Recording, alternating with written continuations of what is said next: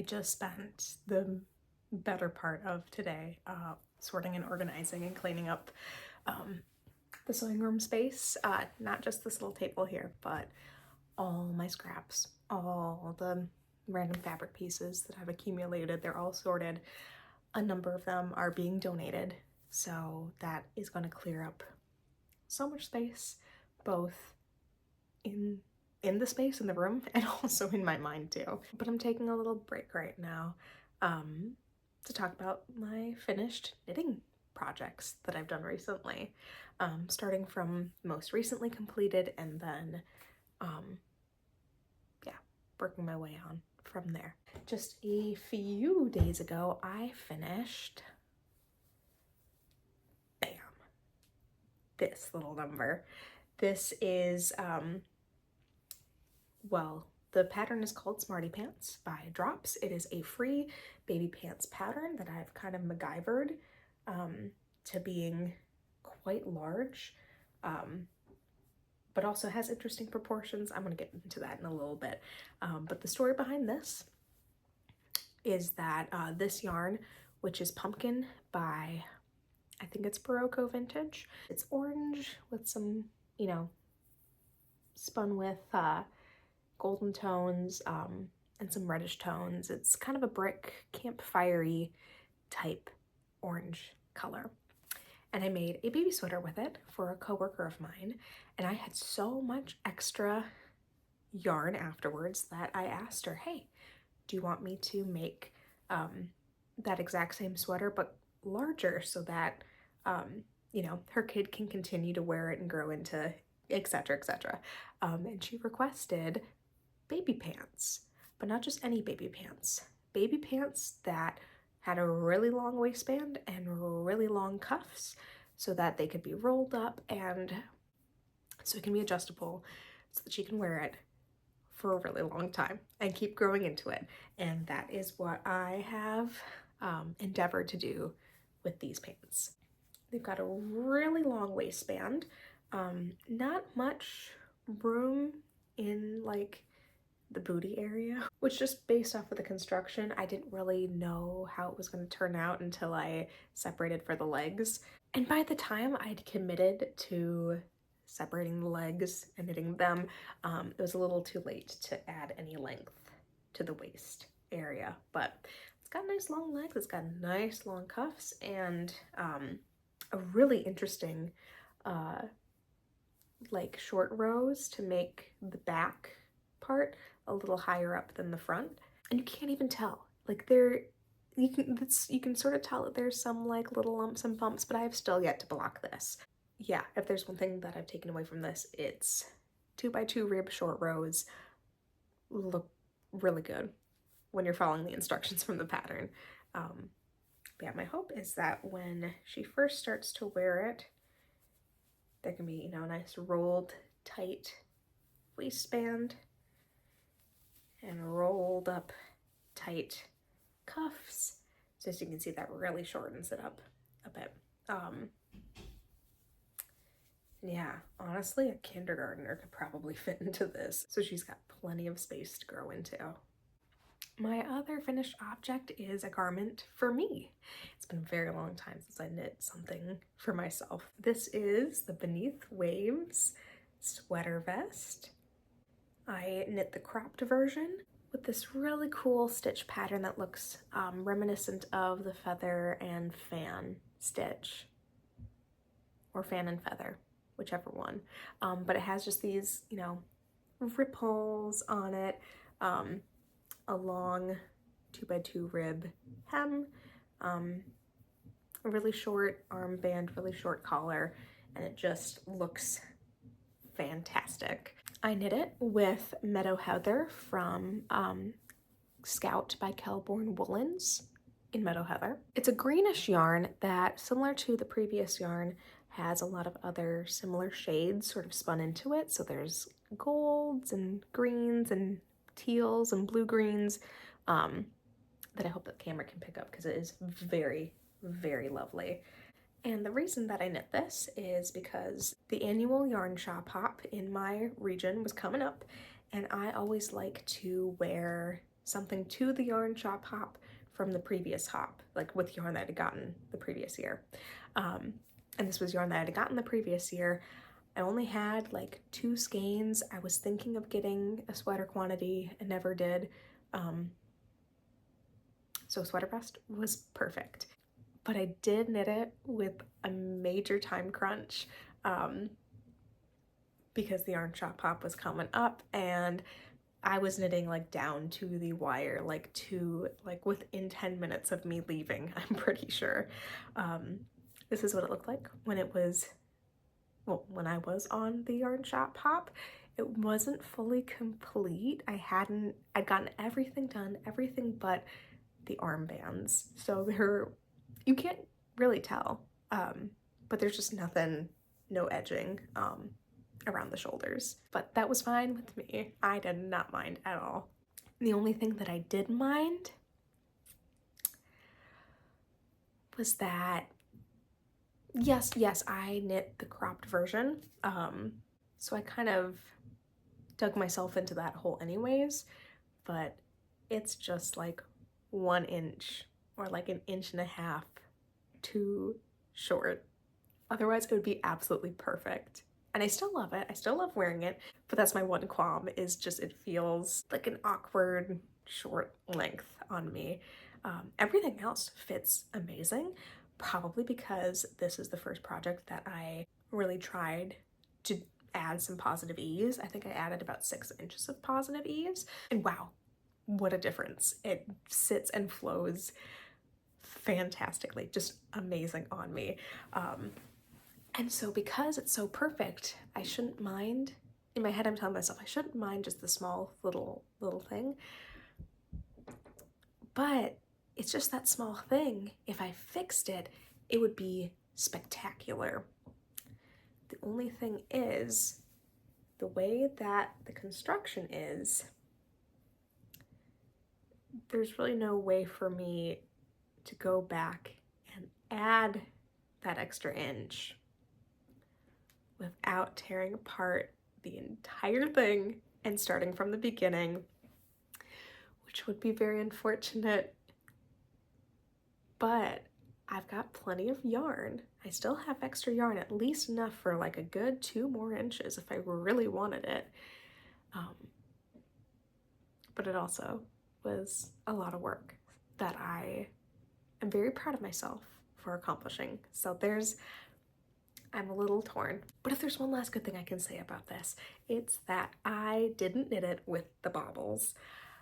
Part of it is because of that time crunch. I knew that if I had to sit and knit every single bobble on this sweater vest in this pattern, I would never have gotten this done anywhere close to being able to wear it to the yarn shop hop. There are so many bobbles, and I'm just not a bobble knitter, I'll be honest. And you can't tell, it still looks fantastic and amazing without it. And I learned a whole lot about like sweater construction and different shaping techniques by making this sweater vest. So yeah, lots of feelings, a lot of good feelings, still conflicted about whether or not to just start over again. But I love this, and I love the pattern so much that I am very tempted to get different yarn, but knit the whole thing with the length that I like and add sleeves to make like a full-size sweater of this. And I think that would look pretty cool.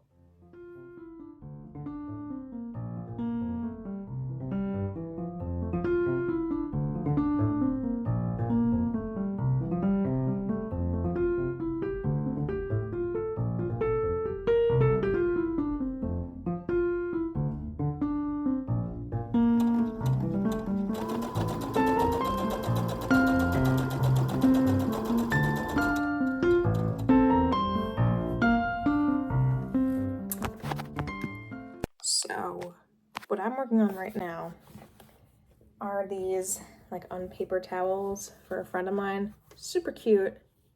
This fabric has dinosaurs. I have a matching one that's like just checkered colors in the same colors as the dinosaurs. Very cute. I think it's going to be a great combo. But I may have girl bossed a little bit close to the sun in that I thought okay, that's not a good example. That doing a round corner with a folded hem was going to be a good idea.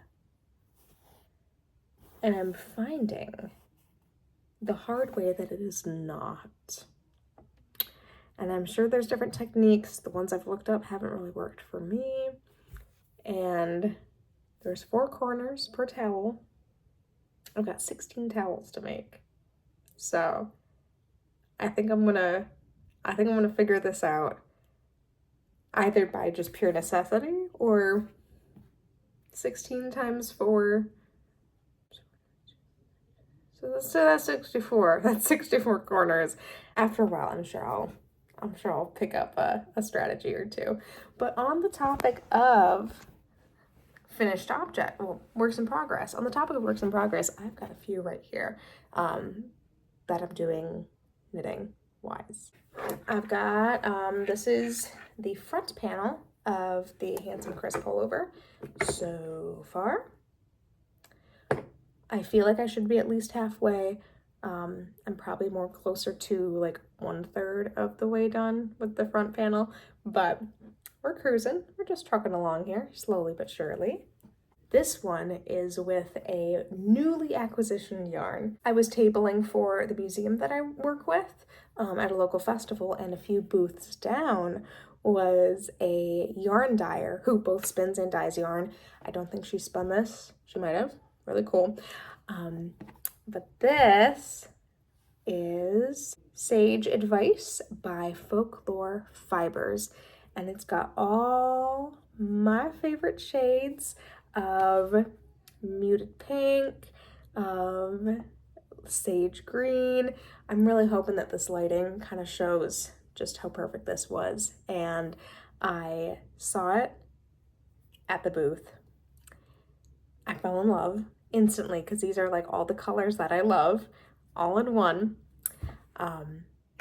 And I sort of, I gave each of the skeins squish to figure out like, okay, which one wanted to come home with me, and 2 did. So I got 2 skeins of this, but I didn't really know what to do with it. It wasn't like a sweater quantity. So like, maybe, not, of course, sitting here now, I'm thinking of like 8 different things that I could possibly do with this, like mittens, hat, scarf, easy, 2 skein projects. But I decided that I wanted something that you could really see all the shades together. So I'm gonna knit myself a shawl with it. This is it so far. And I'm not following a pattern because I don't really know how far these are gonna go. I mean, the label had like how many yards and grams and etc. were in here, but to me, I hear like 50 grams, 100 grams. I don't know how much, I haven't figured out how much yarn that is, functionally speaking. So I am just making a triangle shawl, but let me show you how I'm constructing it right now. So what I'm doing is I'm just knitting straight on the top and increasing 1 stitch every other row. It's folding over on itself, even though I do have a little garter situation going up top. I apologize for the clicking needles. So it's rolling, so it's a little more difficult to see, but this is creating one side of the triangle, and I'm just going to increase until this skein runs out. I'm going to attach on the new skein and decrease in the other direction. So hopefully this side will kind of create this, like, the down part of the triangle, and then the new skein will be like the up part of this triangle. Yeah. It kind of is giving me like trout fish colors, just with the grays and sages and light pinks and some like brick. It's a very natural, fishy kind of color that I'm really digging. I'm excited to see how it all turns out in the end.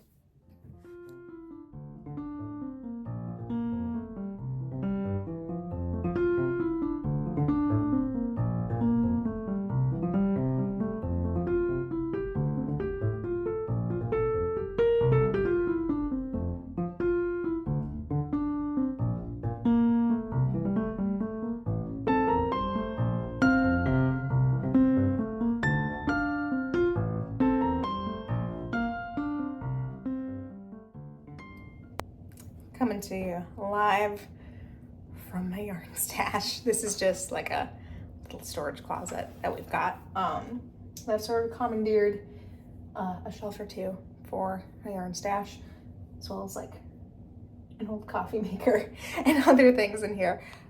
So basically, something that I want to do this summer, not only have I actually organized my yarn and put them in little categories. Oh, check this out. This is the first yarn that I ever spun. This is how it turned out. I don't know if I ever explained that. It's got a really fun like unicorn cotton candy cane type twist with the bubblegum pink and lavender shades that are there. But that is that. What was I saying? Oh, another thing I want to do this summer while I'm on summer vacation is go through my projects, not just finishing them, which is the goal. I really want to finish a lot of those projects, but also decide which ones that realistically I'm just not going to do and that I've had on my mind for a while that I don't need on my mind anymore. Is kind of the thing. Not only is this organizing and decluttering of this space and of these items that are just kind of filling the space and not really adding any value to the space or my life, but also to just let that go and be able to have some more mental space without it is kind of the goal and the idea. So right now it just looks like a mess. I did just pile these in here. Some of these are very intentional. Like I do want to finish this one. This is my current mood shawl with all the yarn and stuff in it. I think I might even have, yes, I do have the needle in there. So I don't have to worry about not knowing what needle I was using, what size needle. I do have some new yarn acquisitions / old scraps that I put into different project bags. I think I'll talk about them later, as in like on a later date, later video, because it's a lot to go into. Fun stories with that. You know, some other yarn that, again, I know what I want to do with it or just have an idea, but this is a project with the pattern in there that I want to do this winter. This is a project that I'm kind of ad-libbing as I go, and I've had it on hiatus for a really long time, but I think it would be the perfect travel project for an upcoming trip that I'm taking with my youth group. Extra yarn for the Handsome Crisp pullover. There's my Prescale yarn. There's another collection of yarn that has a story to it that I'll go into at a later date. But other things like this is a sock that I knit and then never knit the other one, but I don't really even think I would actually wear it. So I might rip this out and put the yarn to a different use. This is a project that I didn't even start. This is a sweater vest that has this kind of like Pokeball pattern all throughout, that I got at like a garage sale, essentially. So it's unfinished, but it has all the yarn. Got the pattern. I'm pretty sure it even has the needles in there, or at least the pattern would say what size. I don't think I'm ever gonna do that. But also, like, my J sweater that I keep dragging back and forth from the pile of misfit knits. Like, that poor sweater has seen the light of day and then hasn't, then has so many times, and I really don't think I'm gonna finish it. As much as it breaks my heart to admit, I think the best decision for me is to rip it out and not have to think about it anymore. I also have this sweater. I call it my dreamy strawberry sweater because I found this like strawberry yarn type yarn at a yarn shop hop. Loved it, got it. Found this gorgeous pattern.